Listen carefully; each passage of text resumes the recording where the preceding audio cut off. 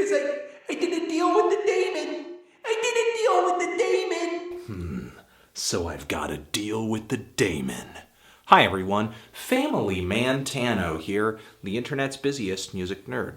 And it's time for a review of the new Blur record, The Magic Whip of the Magic Whip. Blur, one of the most recognized alt-rock and Britpop bands of the 90s, but a band that has been mostly inactive for the past decade or so. The band is at the point now where their older records, their best, their bigger records are starting to, get some historical ground in the greater rock music canon. So it's easy to see that Blur is, sort of due for a comeback. But I have to admit that Blur's comeback here is not really one that I have been hotly anticipating. For one, the band was active only up until the early 2000s. It's not like it was a lifetime ago. And when the band disbanded, it wasn't the end of the world. We had some decent solo releases from Graham Coxon, and Damon Albarn sort of saw his career rocket off, taking part, masterminding in the animated rock and pop band Gorillaz. He has also released a few solo records as of late too. Now, just about 5 years ago, we were getting some anticipation of a Blur comeback because of some singles they were releasing out of the blue. But since then, I don't know, I've kind of come to accept a world without Blur. And I just figured that if Blur ever were to come back in a full-length album format, it would only be because they had a grand, very significant artistic statement to make. If Blur ever were to come back, would they just give us a nostalgia trip, give us those old records, give us that old school sound, or would they continue to push and give us a left hook like they did with their last LP? But Blur actually continues to take risks on this new LP here with one of their most somber collections of songs yet. A lot of the tracks on this new album here remind me of how just uncomparably dreary a lot of the songs were on the last Damon Albarn album. The difference, though, with the Magic Whip is that the instrumental presence of this record is so much larger and a little punchier, and as a result, this album has more bite. But I wouldn't say bite is necessarily a selling point of this album. Obviously, this record is nowhere near as aggressive as an album like Park Life, or even some of the more hard-hitting tracks off of Blur's last full-length LP. The Magic Whip is essentially a mellower, more instrumentally refined version of Blur, and maybe too instrumentally refined at points, like on songs like Ghost Ship. The glistening synths on this track, the sunny guitars, the kind of tropical vibe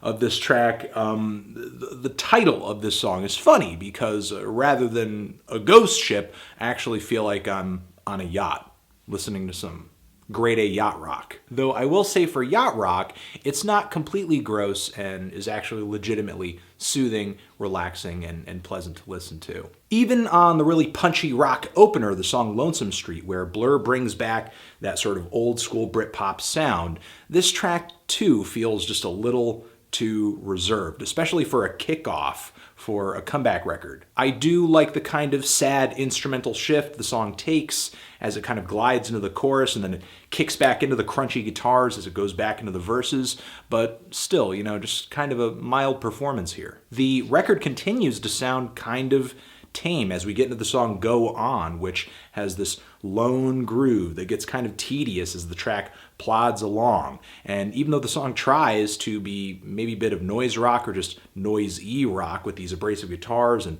kind of shrill keyboards orbiting around the beat, the track just isn't that interesting because there's not a good song backing it up. But there are actually some upbeat tracks on this LP that I like, such as the song Ong Ong. Really one of the standout tracks on this record when it comes to just pop appeal. I love the really sunny, upbeat chorus vocals that start the track off, as well as the refrain on this song. I wanna be with you. Sounds like something that would have done really well on the pop charts in the 50s, but just with more of a modern production punch. And the kind of aggressive and feisty iBroadcast is a highlight in the middle of this record too. But my favorite moments on this LP, the songs I find to be the most passionate, are the tracks that are sadder. Like with the track Pyongyang, which has this dark twang guitar lead and some electronic beats hanging in the background. It's kind of post-punky, and I love the very warm instrumental shift this song brings when it glides into the chorus. It kind of sounds like a sunrise coming after a very dark introduction. And the song New World Towers, really eerie, sticky melody on this track.